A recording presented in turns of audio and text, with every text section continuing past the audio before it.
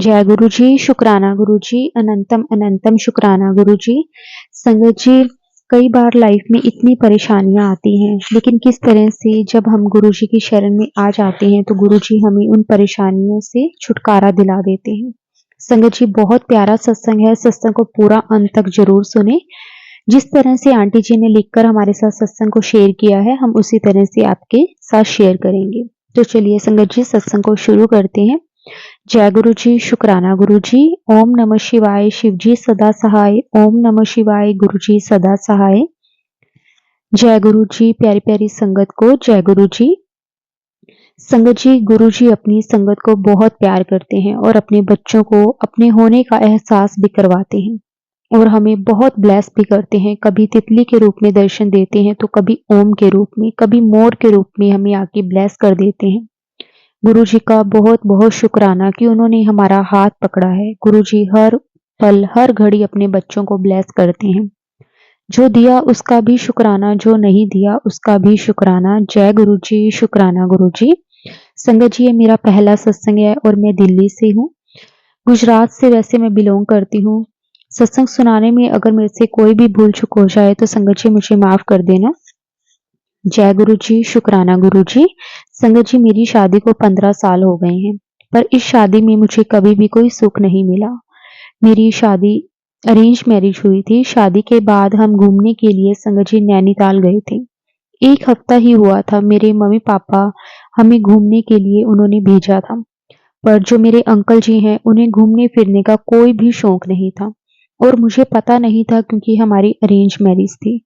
मुझे और मेरी मम्मी पापा को लगा कि दामाद जी खुश होंगे, मेरे अंकल को अच्छा लगेगा, पर संगत जी उनके लिए मैं कुछ भी करती उन्हें अच्छा नहीं लगता।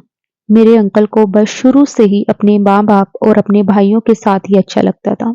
संगत जी, मुझे पता है सबसे पहले माँ बाप ही होते हैं बच्चों के लिए, पर जब माँ बाप ही अपने बच्चों का घर तोड़ने और अपने स्वार्थ के लिए, इस बात से संगत जी मुझे बहुत दुख होता था।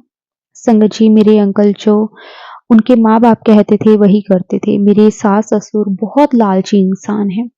उन्हें मुझसे हमेशा दहेज ही चाहिए था। हालाँकि संगत जी, मेरे मम्मी-पापा ने दहेज दिया था, पर वो हमेशा मेरे से घर माँगते थे, मेरे अंकल के लिए। वो तो चलो ठीक है, मेरे अंकल के लिए माँगते थे, पर वो जो 2 मेरे जेठ थे, उनके लिए भी वो माँगते थे। मैं उनके घर की छोटी बहू हूँ और मेरे अंकल ही कमाते हैं। सारी कमाई मेरे जेठ और सास-ससुर ले लेते हैं और मुझे कुछ भी नहीं मिलता था खर्चे के लिए। संगत जी, मेरे सास-ससुर का एक फ्लोर है जिसमें बड़े जेठ-जेठानी रहते हैं और जो दूसरे हैं जेठ-जेठानी वो किराए के घर में रहते हैं और मैं मेरे अंकल सास-ससुर के साथ ही रहते हैं। उन्होंने हमारी शादी के बाद 1 महीना ही हमें रखा था अपने घर। फिर मैं संगत जी प्रेग्नेंट हो गई और मैं माँ बनने वाली थी, तो हमें घर से निकाल दिया। कहा तुम अपने माँ-बाप के घर रहने जाओ। फिर संगत जी मेरे अंकल और मैं अपने मम्मी-पापा के घर रहने गई। मुझे लगा कि मेरे अंकल जी मेरे साथ रहेंगे, लेकिन वो मुझे छोड़कर अपने मम्मी-पापा के घर चले गए। मैंने उन्हें फ़ोन किया तो कहा कि जब उन्होंने अंकल जी ने कहा कि जब तुम्हारी डिलीवरी हो जाएगी तब मैं लेने आ जाऊँगा। तब तक तुम अपनी मम्मी-पापा के घर ही रहो। तो संगत जी मैंने कहा कि हम दोनों को घर से निकाला है। तुम हमारे मम्मी-पापा तुम्हारे मम्मी-पापा ने। तो संगत जी तुम मुझे छोड़कर क्यों जा रहे हो? तो संगत जी मेरे अंकल जी ने कहा मुझे चाहे घर से निकाल दिया हो, कुछ भी करें, लेकिन मैं कभी भी उनको नहीं छोड़ूँगा। संगत जी मैं क्या बोलती? मैं एकदम से हैरान हो गई कि तब मुझे पता चला कि ये कितने धोखेबाज हैं मेरे अंकल, और उन पर विश्वास करती रही। उन्हें अपने बच्चों की भी चिंता नहीं थी। मैं पहली बार माँ बनने वाली थी और वो पहली बार बाप बनने वाले थे। फिर 9 महीने तक संगत जी मैं अकेली ही अपनी माँ के घर पे रहती रही। मुझे 19 अगस्त 2009 में मुझे एक बेटा हुआ। मेरा सिज़ेरियन हुआ था। बेटे की थोड़ी तबीयत ठीक नहीं थी जब उसका जन्म हुआ था। तब मेरे मम्मी-पापा ने मेरे सास-ससुर से वो कहने लगे कि बच्चे की तबीयत ठीक नहीं है, इसे दूसरे हॉस्पिटल में लेकर जाना पड़ेगा। लेकिन संगत जी, जो मेरे सास-ससुर और मेरे अंकल कोई भी बात नहीं सुन रहा था। वो सब रिश्तेदारों को बस यही कहे जा रहे थे कि बेटा हुआ है। यही बात सबको बता रहे थे और मेरे बेटे की तबीयत ज़्यादा खराब हो रही थी, साँस लेने में परेशानी हो रही थी और मेरा सिज़ेरियन हुआ था, मैं बेहोश थी। मेरी मम्मी आधी रात को, बारिश का टाइम था और संगत जी बहुत बारिश हो रही थी और वो दूसरे बड़े हॉस्पिटल में उसको तुरंत उन्होंने एडमिट करवाया। मेरे बेटे और मुझे पता संगत जी, मुझे जब पता चला कि मेरा बेटा हॉस्पिटल एडमिट है, तो मेरा रो-रो कर बुरा हाल हो गया। तो मेरे अंकल और मेरे सास-ससुर कहने लगे, हमारे पास पैसे नहीं है इलाज करवाने के लिए, खर्चा करने के लिए। संगत जी, मेरे बच्चे के लिए भी वो गलत-गलत बातें बोलने लगे। तभी फ़ोन आया मेरी मम्मी-पापा का और कहा कि आप तुम्हारा बेटा बिल्कुल ठीक है, चिंता करने की ज़रूरत नहीं है। मैं शुक्राना करती हूँ माता रानी का, बहुत-बहुत शुक्राना करती हूँ। मेरे बच्चे को ठीक कर दिया। संगत जी, उस टाइम हम माता रानी को मानते थे। हमारे इष्ट देव काली माता हैं और हम उन्हें मानते हैं। फिर संगत जी, बेटा होने के बाद मेरे ऊपर और भी परेशानियाँ आती रहीं। फिर हॉस्पिटल से अपने घर गई तो मेरे हस्बैंड कहने लगे कि अभी अपने माँ-बाप के घर जा, अभी मेरे माँ-बाप का कोई भी ध्यान रखने वाला नहीं है। मैंने कहा कि अपने घर चलें, पर अंकल ने मना कर दिया। मेरे पास पैसे नहीं हैं, तुझे और बच्चे को कैसे पालूँगा? 2 साल के लिए संगत जी फिर मुझे छोड़ दिया। उन्हें फ़ोन करती रही पर मेरे साथ ना ही वो फ़ोन पे बात करते थे और ना ही मेरे से मिलने आते थे। और मेरे सास-ससुर, जेठ सब मेरे अंकल को सिखाते थे कि जब तक तेरी वाइफ़ अपने माँ-बाप से घर ना ले ले तब तक तू उसे मत लेकर आना। और अपने माँ-बाप, अपने भाइयों के लिए संगत जी, मेरे अंकल जी कमाते थे और पूछते भी नहीं थे मुझे। और मेरा बेटा अकेले ही मेरे मम्मी-पापा के पास रहता था। फिर बहुत ही मुश्किल से 2 साल बाद उनसे फ़ोन पे बात हुई, मेरे अंकल को बहुत मुश्किल से समझाया। फिर मेरे पापा ने उन्हें किराए का घर लेकर दिया, जहाँ मेरे सास-ससुर रहते हैं। मेरे मम्मी-पापा का घर और मेरे सास-ससुर का घर संगत जी काफ़ी दूर था। मेरे अंकल कहना था कि जहाँ तेरे मम्मी-पापा का घर है, वहीं पर घर लेकर दे, तभी मैं आपकी बेटी को लेकर जाऊँगा। संगत जी, मेरे मम्मी-पापा कुछ नहीं बोले क्योंकि वो चाहते थे कि उनकी बेटी का घर बसा रहे और उन्हें किराए पर मकान लेकर दिया। संगत जी, हर महीने का किराया मेरे मम्मी-पापा देने लगे। मेरे भी भाई हैं, उनकी भी शादी हुई है, उनके भी बच्चे हैं, उनका भी खर्चा था, वो भी मेरे मम्मी-पापा के ऊपर ही था। उसके ऊपर मेरा भी खर्चा, मेरे मम्मी-पापा के पास भी इतना पैसा नहीं था, फिर भी वो करते थे कि बेटी का घर बसा रहे और मेरे सास-ससुर बिल्कुल भी मदद नहीं करते थे। मेरे अंकल भी सारी कमाई उनके मम्मी-पापा को यानी मेरे सास-ससुर को देते थे। फिर संगत जी, उस घर में रहने गए तो 1 साल ही रहे। फिर मेरी सास-ससुर सिखाने लगे कि तू खर्चा कैसे उठाएगा, जबकि घर का किराया उनको करना भी नहीं पड़ता था। पर खाने-पीने का खर्चा था, उसमें भी सास-ससुर बोलने लगे थे। मुझे कहने लगे कि तू काम में लग जा, मेरा बेटा अकेला ही काम क्यों करे? घर का खाने-पीने का खर्चा तू भी उठा। मेरा बेटा समझिए उस टाइम 2 साल का ही हुआ था। मैं उसे छोड़कर कहाँ जाऊँ? कोई रखता भी नहीं था। फिर मुझे घर से निकाल दिया और फिर मेरे माँ-बाप के घर छोड़ दिया। जो संगत जी 1 साल मैं रही थी, उसमें भी इतने झगड़े होते थे। मेरे अंकल शराब पीते थे, शराब पीकर रोज़ झगड़ा करते थे और मेरे जेठ जो वो सुबह-सुबह शराब पीने के लिए पैसे माँगने आते थे और मुझे बहुत परेशान करते थे।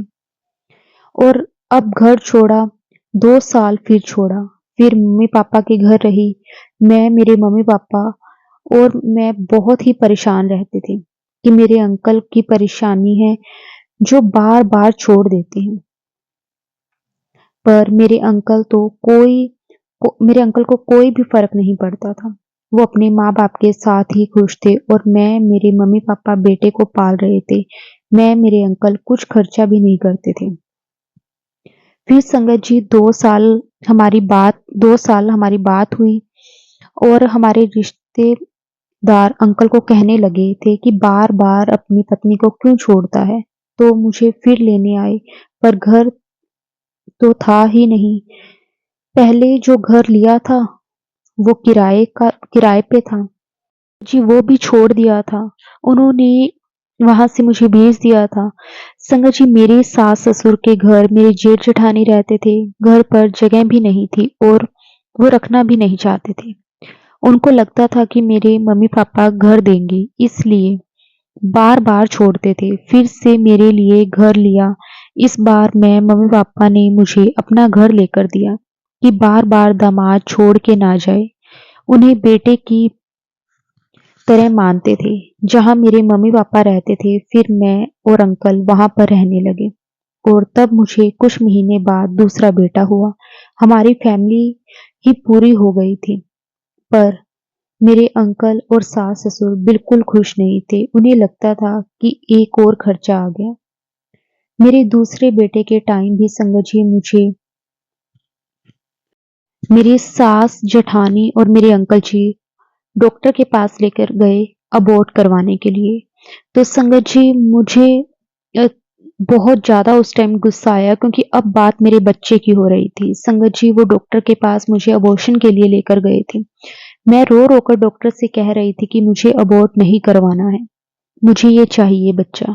फिर डॉक्टर ने कहा मैं तुम्हारी सास और जेठानी से बात करती हूँ। तब डॉक्टर ने बात की, सास बोली कि लड़की हुई होगी तो डॉक्टर बोली कि मैं तुम पर केस करूंगी अगर आपने अबॉर्शन करवाया तो, लड़की होने के कारण तुम ऐसा करते हो। तो मेरी सास डर गई और मुझे कहा कि तू ही रख बच्चा, बेटा कुछ भी नहीं करेगा इस बच्चे के लिए। पर भगवान की कुछ और ही मर्जी थी, उन्होंने दूसरा बेटा ही दिया। मैं बहुत खुश हो गई थी, पर मेरे अंकल खुश नहीं थे और मैंने कहा कि हमारी फैमिली पूरी हो गई है। अब हम काम करेंगे, अपने बच्चों को पालेंगे, मैं भी आपके साथ काम करूंगी। और घर तो था हमारे पास, पर मेरी सास जेठानी को ये दुख था कि इसे लड़का कैसे हुआ और मेरे अंकल और मुझ में झगड़ा करवा के अपने साथ ले गई मेरी सास और मुझे 3 साल के लिए छोड़ दिया, जबकि अपना घर भी था। फिर भी मैं अपने बच्चों को अकेले ही पाल रही थी। मेरे मम्मी पापा मेरे बड़े बेटे को रखते थे और मैं छोटे बच्चे को रखती थी, क्योंकि बहुत ही छोटा था। मेरी शादी को 7 साल हो गए थे। फिर मेरा बेटा छोटे वाला 3 साल का हो गया और बड़ा बेटा 5 साल का हो गया। पर मेरे अंकल को कुछ भी नहीं पड़ी थी, बस अपने माँ बाप के सिवा कुछ नहीं दिखता था। फिर 3 साल बाद आए और उन्होंने मुझसे कहा कि अब मैं तेरे साथ कभी ऐसा नहीं करूंगा और ना ही छोड़ूंगा, हम साथ रहेंगे अपने बच्चों के साथ। पर मेरी एक शर्त है, मैं जहाँ मेरे माँ बाप रहते हैं वही घर लूंगा और वहीं रहूंगा। तो मैंने कहा कि हमारा घर है तो सही, फिर किराए के घर जाने रहने के लिए जाना, फिर वो किराया कौन भरेगा? वो कहने लगे मेरे अंकल कि मैं भरूंगा किराया, पर मेरे माँ बाप के घर के पास ही रहेंगे। मैंने उनकी बात मान ली और उनके साथ रहने चली गई। फिर मेरी जर्नी गुरुजी के साथ स्टार्ट हुई। जिस घर में रहने गई थी उस घर में शिफ्ट होने से पहले गुरुजी का स्वरूप देखा। उसी घर में जिनका घर था उन्होंने ऑफिस बना के रखा था। तब पहली बार गुरुजी से मिली। ये बात 2016 की है। फिर जब हम शिफ्ट हुए तो ओनर ने गुरुजी का स्वरूप लेके अपने घर ले गए। उनका फर्स्ट फ्लोर था और हमारा ग्राउंड था। फिर दूसरे दिन हम प्रॉपर्टी डीलर के पास गए, मैं और मेरे अंकल, वहां किराए के पैसे देने के लिए। तो वहां पर भी मैंने गुरुजी का स्वरूप देखा। मुझे लगा शायद डीलर के कोई रिलेशन में होंगे, पर जिस घर में शिफ्ट हुए वहां भी गुरुजी का स्वरूप था। फिर मैं सोचने लगी ये कौन है? माफ करना गुरुजी, मैं आपको पहचान नहीं पाई और सत्संग सुनाने में अगर कोई गलती हो तो प्लीज संगत जी मुझे माफ करना। मैंने ज्यादा ध्यान नहीं दिया गुरुजी के स्वरूप पे। उसके बाद जहाँ भी मैं जाऊं मुझे गुरुजी का स्वरूप या ब्रेसलेट मुझे दिखाई देता था, पर मैं समझ नहीं पाई। फिर मेरे अंकल साथ रहने लगे, तो हर 2 दिन लड़ाई झगड़े, पैसों की बातों को लेकर शायद गुरुजी को पता था मेरी बेटी इतनी परेशान है, तो मैं उसका हाथ थाम लूं।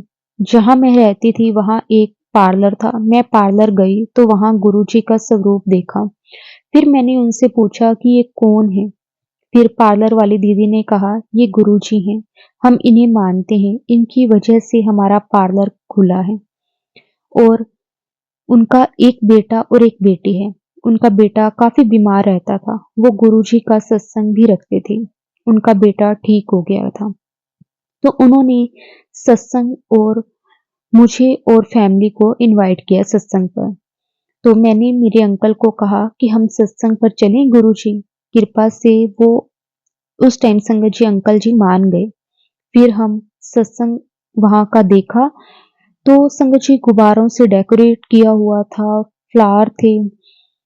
संगत जी बहुत अच्छा लगा देखकर, मतलब बहुत सुंदर डेकोरेशन थी। हमें, मेरे दोनों बेटों को भी अच्छा लगा, पर मेरे अंकल कुछ बोले नहीं। तो वहां पर जल प्रसाद और हलवा प्रसाद संगत जी मिला, और फिर हम घर आ गए। फिर उसके बाद तो गुरुजी मुझे हर जगह उनका स्वरूप या गाड़ी पे स्टिकर गुरुजी का हर जगह स्वरूप दिखाई देने लगे। उसके बाद फिर संगत जी 7 जुलाई को गुरुजी का बर्थडे था, तो मुझे पता चला जब गुरुजी का जन्मदिन आना है। उस दिन मेरे अंकल, मेरे हस्बैंड का भी संगत जी बर्थडे है। उनके बर्थडे के दिन मैं मेरे अंकल के लिए केक लेने गई, तो वहां एक लेडी आई, उन्होंने कहा कि गुरुजी के लिए केक बनवाना था। तब मुझे पता चला कि गुरुजी का बर्थडे भी 7 जुलाई को आता है। पर फिर मैं गुरुजी से कनेक्ट नहीं हो पाई। गुरुजी मेरी लाइफ में बहुत बार आए, पर पहचान नहीं मैं पाई, क्योंकि हमारे घर में माता रानी को मानते हैं। फिर उसके बाद मेरे और मेरे अंकल, मेरे हस्बैंड यानी के झगड़े चलते रहे। बच्चे बड़े हो रहे थे, उन्हें स्कूल डालना था, पर पैसों की वजह से अच्छे स्कूल में नहीं डाल पा रहे थे। फिर जैसे तैसे दोनों बेटों को स्कूल डाला। थोड़ा बहुत मैं घर का खर्चा मैं देती थी, अपना काम करके थोड़ा बहुत मेरे अंकल दे देते थे। इससे घर का खर्चा और स्कूल में चलता रहा बच्चों के लिए।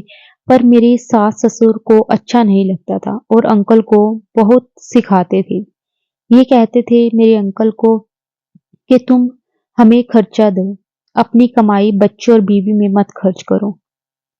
आखिर मेरे अंकल को इतना सिखाया गया, इतना। फिर मेरे मम्मी पापा के घर मुझे छोड़ दिया दोनों बच्चों को लेकर। इतनी मुश्किल से घर लिया था। मैं और मेरे बच्चे बहुत ही परेशान हो गए थे। फिर मैंने सोचा मेरे हस्बैंड, मेरे अंकल मतलब मेरा साथ कभी नहीं देंगे। फिर मैंने भी बात करनी संगत जी बिल्कुल छोड़ दी। मेरी सास और मेरी जेठानी हमारे रिलेशन वाले को जाके मेरी बुराई करते थे। उसके बाद मैं अपने बच्चों को लेकर गुजरात चली गई रहने। मेरे बच्चों का स्कूल भी छूट गया था, और ना ही मेरे पास पैसे थे। फिर मेरे मम्मी पापा ने मेरी बहुत हेल्प की, मेरे बच्चों को पाला है, वो उन्होंने ही पाले हैं। मैं गुजरात में 1 साल रही। मैं उस टाइम कोरोना का चल रहा था, और मेरे अंकल ने हमें घर से इसलिए निकाला कि कोरोना का टाइम चल रहा था, तो खर्चा कौन उठाएगा, और अपने मम्मी पापा का खर्च उठाते थे। जो जो भी सेविंग हुई थी कोरोना के टाइम में संगत जी सारा खर्च कर दिया। मेरे सास ससुर मेरे अंकल को ये कहते थे कि तेरी बीवी बच्चे का खर्च उनके माँ बाप उठाएंगे। संगत जी जो दुख में भी साथ ना दे, उससे क्या उम्मीद रखना। फिर मैंने सोचा मैं खुद ही कमा के अपने बच्चों का खर्च उठाऊंगी। फिर मैं गुजरात से दिल्ली आई, और ज्वेलरी का काम मैंने शुरू किया। मार्केट में दुकान ले ली, जो जो वीकली मार्केट लगती है उसमें मैं दुकान लगाने लगी। मेरा काम चलने लगा, मेरे बच्चे थोड़े बड़े हो रहे थे, बड़ा बेटा 12 साल का और छोटा बेटा 9 साल का। वो अपने मम्मी-पापा के घर पे ही मैं गुजरात से आकर मैं अपने मम्मी-पापा के घर पे ही रहती थी। बच्चों को वहीं पे छोड़कर आती थी। फिर एक दिन जहाँ दुकान लगाती थी वहाँ पर किसी और दुकान वालों ने दुकान वाले टी-शर्ट बेचते थे और मैं ज्वेलरी बेचती थी। मेरा बड़ा बेटा मेरे साथ कभी-कभार मेरे साथ आता था। मेरा बड़ा बेटा मेरे साथ दोस्तों की तरह ही रहता था। वो भी देखता था कि मम्मी कितनी परेशान है। मेरा बेटा अपने पापा की वजह से भी बहुत परेशान रहता था। वो दूसरे बच्चों के पापा देखता था तो उसे बहुत दुःख होता था। मैं उसे कहती थी कि बेटा परेशान मत रहा कर, मैं तेरे साथ हूँ, नाना-नानी तेरे साथ हैं, तू दुखी मत हो। मैं तेरे सब काम मतलब तेरे लिए सब कुछ करूँगी। मेरा बेटा अपने नाना-नानी को बहुत प्यार करता है। जहाँ मैं मार्केट लगाती थी, वहाँ जो टी-शर्ट बेचते थे, वो रोज़ शाम को गुरुजी का भजन लगाते थे। मेरे बड़े बेटे को और मुझे वो भजन बहुत अच्छे लगते थे और वो भैया ने जो टी-शर्ट बेचते हैं, उन्होंने कहा कि मुझे कि बड़े मंदिर गए हो? तो मैंने कहा कि कौन-सा बड़ा मंदिर? मैंने कभी सुना नहीं था इसके बारे में। तो उन्होंने कहा कि गुरुजी को मैं मानता हूँ, आप मानते हो गुरुजी को? तो मैंने कहा मैंने सुना है उनके बारे में, तो उनको मानती नहीं हूँ, माफ़ करना संगत जी, कुछ गलत कहा हो तो क्योंकि इतना नहीं उस टाइम पता था। मुझे गुरुजी के बारे में कुछ नहीं ज़्यादा पता था। बस मैंने स्वरूप और स्टिकर गुरुजी के देखे हुए थे, गुरुजी कौन है ये नहीं पता था। भैया ने बोला मुझे कि आपको और आपके बेटे को देखकर ऐसा लगता है कि आप परेशान हो। तो उन्होंने मुझे बड़े मंदिर आने को कहा। गुरुजी का कॉल तो आ गई थी। तभी तो गुरुजी ने उस भैया से बुलवाया था। पर मेरे अंकल जी यानी मेरे हस्बैंड साथ नहीं थे तो मुझे अकेले बहुत दूर कहीं मैं ज़्यादा जाती नहीं थी। गुजरात गई थी तो अपने मम्मी-पापा के साथ ही गई थी। वहाँ रही थी, मम्मी-पापा के साथ ही रही थी। मार्केट भी जाती थी तो ज़्यादा किसी से बात नहीं करती थी, अपनी दुकान में ही बैठती थी। मेरा बेटा साथ होता था पर वो भजन गुरुजी के मुझे बहुत अच्छे लगते और मैं रोज़ अपने फ़ोन पे यूट्यूब में सुनती थी, पर कभी उनका सत्संग नहीं सुना था। फिर कुछ टाइम बाद मेरे अंकल यानी मेरे हस्बैंड मुझे मिलने दुकान आए। मुझे नहीं पता था कि वो अ, दूर से मुझे देख रहे थे। मेरे अंकल को पता चला कि मैं दुकान लगाती हूँ। उन्हें लगता कि मैं झूठ बोलती थी। मेरी तो उनसे 2 साल से बात भी नहीं हुई थी। रिश्तेदारों से पता चला कि मैं दुकान लगाती हूँ तो उन्हें ये लालच था कि ये काम करती है तो मेरे पास मैं बुलाऊँगा तो उनको भी पैसे मिल जाएँगे जो मैं कमाती थी। पर इस बार मुझे भी मेरे अंकल के बारे में पता चल गया था कि उनको मेरी कोई ज़रूरत नहीं है, उन्हें बस पैसों से ही मतलब है। मैं मेरी मम्मी-पापा के घर रहती थी। मेरे अंकल ने मुझे कमाते देखा तो उन्हें ये लालच हुआ कि ये कमाने लगी है, तो इसे बुलाऊँगा मेरे पास। फिर मुझे वो फ़ोन करने लगे और मैसेज करने लगे। मैं उनसे बात नहीं करती थी। फिर थोड़े महीने बाद मुझे पता चला कि मेरे जेठ-जेठानी की लड़की की सगाई हो रही है और जो रिश्ता देखा था वो पैसे वाले थे। बहुत अपने घर की बेटी के लिए पैसे वाला घर देखा ताकि उनकी बेटी को कभी बाहर काम ना करना पड़े। और सगाई की तो मुझे बुलाया भी नहीं। मेरे हस्बैंड ने भी नहीं कहा। वैसे मैसेज करते थे और ये कहते थे कि तू काम करती है, तेरे माँ-बाप तुझे पाल नहीं सकते और बच्चों की मुझे बातें सुनने के लिए मैसेज फ़ोन करते थे। पर ये नहीं कहा कि मेरे अंकल के भाई की बेटी की सगाई है। मुझे रिश्तेदारों से पता चला कि मेरे जेठ की लड़की की सगाई हो गई और तू आई नहीं। मुझे दुःख हुआ। पर मैंने सोचा मेरे अंकल को ही रिश्ता नहीं रखना तो मैं क्या करूं? फिर थोड़े महीने बाद जेठ की लड़की की शादी की तारीख निकली। तो रिश्तेदार मेरे अंकल को यानी मेरे हस्बैंड और सास-ससुर को कहने लगे कि बेटे की बेटी की शादी कर रहे हो, अपनी बहू को तो बुलाओ। रिश्तेदारी बातें सुनकर उन्हें थोड़ी बेइज्जती महसूस हुई और मुझे बुलाया इसलिए क्योंकि मेरे दोनों जेठ के बेटे भी जवान, उनके लिए भी लड़की देख रहे थे। घर पर बहू ही ना हो तो उसे माँ-बाप के घर छोड़ा हो तो कौन अपनी लड़की देगा? उनके बेटी के बेटे के लिए और हमारे में थोड़ी जल्दी शादी करते हैं। फिर मेरे मम्मी-पापा के साथ हमारे रिश्तेदार और मेरे सास-ससुर से बात करके मुझे फिर से ले गए। फिर थोड़े दिन बाद मेरी जेठ की लड़की की शादी हो गई। मुझे लगा कि बच्चों की शादियाँ हो रही हैं तो मेरे अंकल, मेरे हस्बैंड भी सुधर जाएँगे। पर मेरे जेठ की लड़की की शादी होने के बाद मुझे पता कि वो सारा खर्चा सगाई का और शादी का मेरे अंकल ने ही किया है और मेरे अंकल के पास जाकर भी काम करती, दोनों बच्चों का खर्चा मैं ही उठाती और एक दिन मैंने उनसे पूछा कि तुमने सारा खर्चा उठाया है, तो मेरे अंकल मुझसे झगड़ा करने लगे और शराब पीते हैं और मेरे सास-ससुर भी बहुत झगड़ा करते हैं।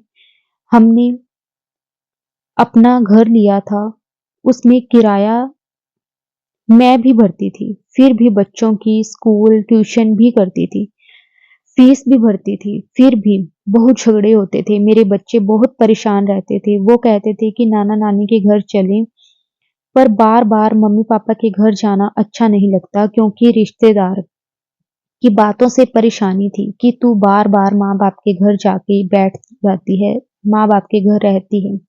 अपने पति के साथ रहा कर, चाहे वो घर से भी निकाले तो भी रहा कर। तो मैं नहीं गई घर छोड़कर। वैसे तो मेरे अंकल ही मुझे घर से निकाल देते थे।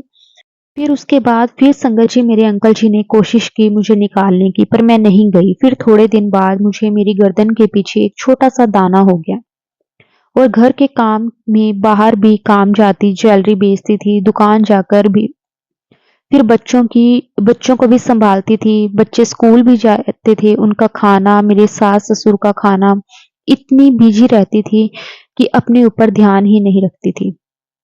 मेरी गर्दन के पीछे दाना बहुत बड़ा हो गया। फिर मैं अकेले ही डॉक्टर के पास गई, उन्होंने कहा दवाई से ठीक नहीं होगा, फिर दाने को संगजी फोड़ा, फिर दवाई लगा के ठीक किया।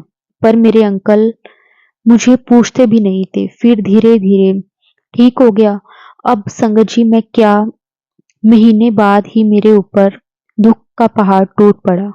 मुझे बताते हुए भी रोना आ रहा है कि मेरा बड़ा बेटा जो कि मेरा दोस्त, मेरा सब कुछ है, मेरा बड़ा बेटा उसे एक रात को बुखार हो गया। तो उसे मैंने दवाई दी, जो नॉर्मल बुखार होता है वो दवाई ली और वो सो गया। रात मेरे अंकल काम से घर आए, आते मुझसे झगड़ा करने लगे, कहने लगे कि तुम अपने माँ-बाप से मिलने बच्चों को लेकर क्यों गई थी? मेरा बेटा जिसे बुखार आया था, वो कह रहा था कि मुझे नाना-नानी के घर एक दिन रहने के लिए जाना है।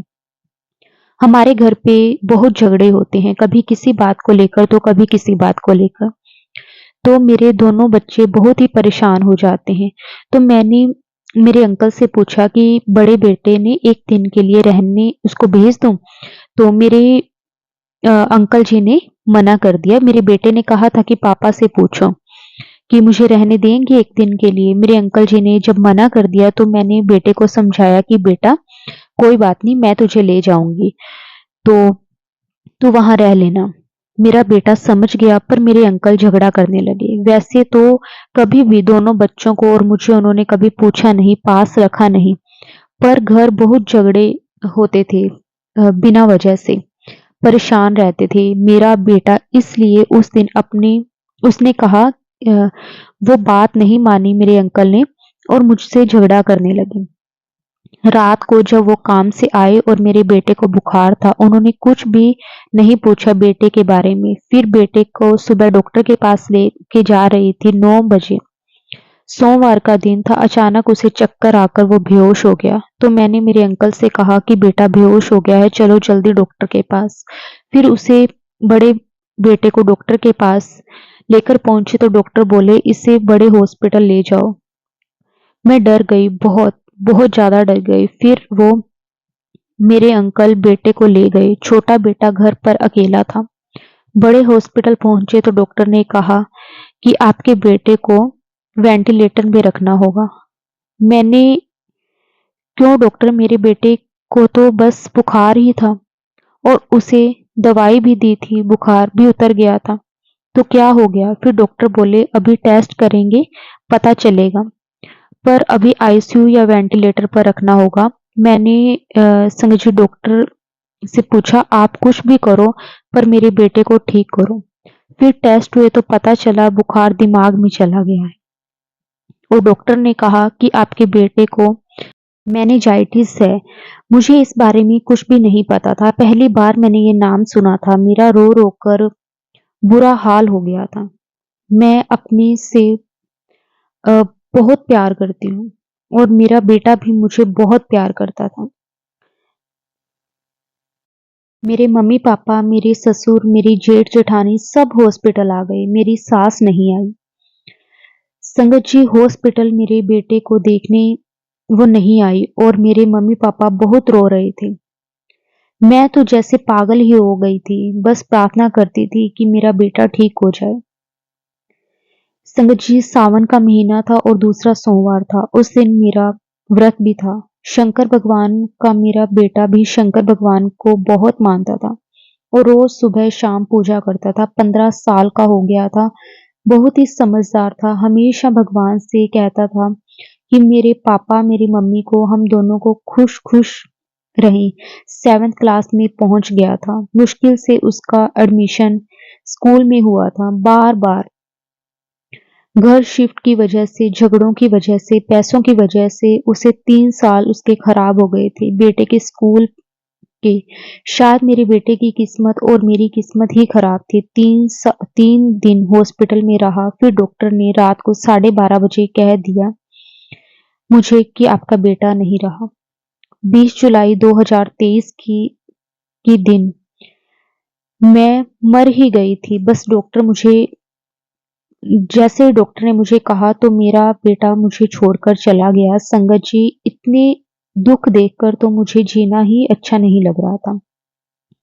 अब किसके लिए जीऊं मैं? जब मेरा बेटा हॉस्पिटल था तब संगत जी उन्होंने मुझे गुरुजी का ब्रेसलेट दिया। मैं बहुत ही रो रही थी। डॉक्टर ने कहा था कि आपका बेटा होश में नहीं आ रहा, तो बहुत ही रो रही थी मैं। जब मुझे गुरुजी का ब्रेसलेट दिया एक संगत और कहा आप रो मत, ये ब्रेसलेट बेटे के तकिए के नीचे रख देना। मैं जाकर रख आई थी, पर फिर भी मेरा बेटा मुझे छोड़कर चला गया। और उसके बाद सास ससुर ने कहा कि मेरे मम्मी पापा से कि अपनी बेटी को ले जाओ और वो रोती रहती है, हम उसे नहीं संभाल पाएंगे। और मेरे अंकल, मेरे हस्बैंड जो हैं वो मुझे छोड़कर, अपने छोटे बेटे को छोड़कर अपने माँ बाप के घर रहने चले गए। अब अपने छोटे बेटे के साथ मम्मी पापा के घर मुझे भेज दिया। जब से मेरा बड़ा बेटा मुझे छोड़कर गया है तब से मैं बहुत ही टूट गई हूँ। फिर 2 महीने बाद मैं और मेरी मम्मी ने यूट्यूब पर गुरुजी का सत्संग देखा। पहले मेरे मम्मी ने देखा, फिर उन्होंने मुझे दिखाया सत्संग। फिर हमने पहली बार सत्संग सुना और पहला सत्संग ही ऐसा आया कि मेरे होश उड़ गए। संगत जी सत्संग में सुना कि एक संगत अपने बेटे को हॉस्पिटल लेकर, उनकी बेटी को दिमागी बुखार था और उसे भी डॉक्टर ने कहा था कि आपकी बेटी को अ, वही प्रॉब्लम है जो संगत जी मेरे बेटे को बोली थी। वो भी ऐसे ही बेहोश हो गई थी, पर उसकी किस्मत अच्छी थी कि उसके साथ गुरुजी कनेक्ट थे, इसलिए उनकी बेटी ठीक हो गई। पर मेरे बेटे को नहीं बचा पाई गुरुजी। मेरे पास इतनी बार आए थे पर मैं समझ नहीं पाई। आज मेरा बेटा भी ठीक होता, पर शायद मैं किस्मत मेरी अच्छी नहीं थी। मेरे कर्म भी शायद ऐसे थे कि मैं कनेक्ट नहीं हो पाई। गुरुजी के बारे में मैं जानती नहीं थी। अभी 3 महीने ही हुए हैं मैं गुरुजी के साथ कनेक्ट हुई हूँ। फिर मैंने सत्संग सुनना शुरू किया है। मैंने जब से बेटा मुझे छोड़कर गया है, तब से मुझे कोई भगवान या किसी पर विश्वास नहीं था, क्योंकि उस टाइम मैंने बहुत ही प्रार्थना की थी भगवान को, और शिव भगवान का भी मैंने व्रत भी रखा था। मैंने शुरू से ही व्रत रखती थी। जब से शादी नहीं हुई थी तब से मैं मुझे इतना विश्वास मैं रखती थी। पर पता नहीं मेरे साथ ऐसा क्यों हुआ, मुझे बहुत ही दुख हुआ, इसलिए विश्वास खत्म हो गया मेरा। पर गुरुजी ने मेरा वो विश्वास वापस जगाया है एक सत्संग सुनाकर, जबकि पता है जो बेटा गया है वो वापस नहीं आएगा, फिर भी गुरुजी से कनेक्ट हो गई हूँ। फिर मैं और मेरी मम्मी हम दोनों फेसबुक और इंस्टाग्राम पे हमें मैसेज आने लगे। गुरुजी ने पहले मैसेज में ही ये दिया कि तू बड़े मंदिर बुला रहा हूँ। हमें तो पता भी नहीं था कि बड़ा मंदिर कहाँ है, जबकि मुझे मार्केट में उस भैया ने कहा था कि आप बड़े मंदिर आप जाना। तब पता नहीं था मुझे, फिर मैंने यूट्यूब में देखा कि बड़ा मंदिर कहाँ है। तब पता चला कि वो छतरपुर में है। फिर मैं मेरी मम्मी के साथ गई, छतरपुर पहुंचकर ऑटो किया बड़े मंदिर जाने के लिए। पर हमें ये नहीं पता था कि मंगलवार या बुधवार को वो बंद रहता है, और बड़ा मंदिर ऑटो वाले ने कहा बड़ा मंदिर आज बंद है। हम पहुंच गए थे, हमने सोचा कि बाहर से ही दर्शन कर लेंगे। फिर गए हम बड़े मंदिर पहुंचकर बाहर से ही दर्शन किए और हमें जल प्रसाद मिला, हमने लिया और घर पर भी लेकर आए। फिर मैसेज आया गुरुजी का कि तुझे तितली रूप में दर्शन दूंगा। फिर दूसरे दिन मुझे तितली के रूप में गुरुजी ने दर्शन दिए, फिर कबूतर के रूप में दर्शन दिए। फिर मेरी मम्मी ने घर पर कड़ा प्रसाद बनाया और उसमें ओम के रूप में दर्शन दिए। फिर गुरुजी के मैसेज आए, मुझसे मांगो नहीं मुझे मानो। जब से गुरुजी से मैं कनेक्ट हुई हूँ तब से मेरा मन थोड़ा शांत है। मैं कुछ मांगती नहीं गुरुजी से, बस अपना मेरे और मेरे बच्चे पर मतलब अपना हाथ हमेशा रखना। फिर थोड़े दिन बाद मैसेज आया कि बेटी तेरे ऊपर ब्लैक मैजिक है, तू डुगरी आ, तुझे तो पता भी नहीं चलेगा। संगत जी मुझे नहीं पता था कि डुगरी मंदिर कहाँ है, बस बड़े मंदिर के बारे में पता था। फिर से बड़े मंदिर गई मेरी मम्मी और मेरे छोटे बेटे के साथ। वहां जाकर चाय प्रसाद ब्रेड पकोड़ा खाया। वहां से घर आकर फिर घर पर भी मेरे पापा भैया भाभी सबको दिया। थोड़े दिन के बाद मेरी मम्मी पापा मेरा बेटा अपनी संगत से पूछा कि डुगरी के लिए बस कहाँ से मिलेगी। फिर हम डुगरी गए। बस में हमने वहां गुरुजी के दर्शन किए, लंगर प्रसाद खाया, चाय प्रसाद पिया। फिर वहां से हम गुरुजी का स्वरूप मिला, मम्मी को भी मिला और मुझे भी। फिर घर आ गए। डुगरी जाने के बाद मैं फिर गुरुजी के सत्संग सुनती रही, और मुझे जो मैसेज भी आते थे गुरुजी ने मुझे एक मैसेज दिया कि तू अपना सत्संग शेयर कर। एक बार नहीं कई बार कहा, पर मैं सोचती थी कि कैसे सत्संग कैसे लिखूं कैसे शेयर करूं। फिर थोड़े दिन बाद मुझे फिर से दाना हो गया, उसी जगह जहां पहले हुआ था, गर्दन पे। फिर से मैं डॉक्टर के पास गई तो उन्होंने कहा दवाई खाओ दाना सूख जाएगा। संगत जी उस दिन दवाई भी खाई पर कुछ ठीक नहीं हुआ। फिर उस टाइम फिर से मैसेज आया गुरुजी का सत्संग शेयर कर। फिर मैंने सोचा मैं सत्संग शेयर जरूर करूंगी। फिर डॉक्टर के पास गई, डॉक्टर ने कहा तुम किसी सर्जन के पास जाओ, उसे जाकर दिखाओ। मेरी मम्मी मैं थोड़ा डर गए, सर्जन के पास जाने को क्यों कह रहे हैं। फिर हम घर आ गए।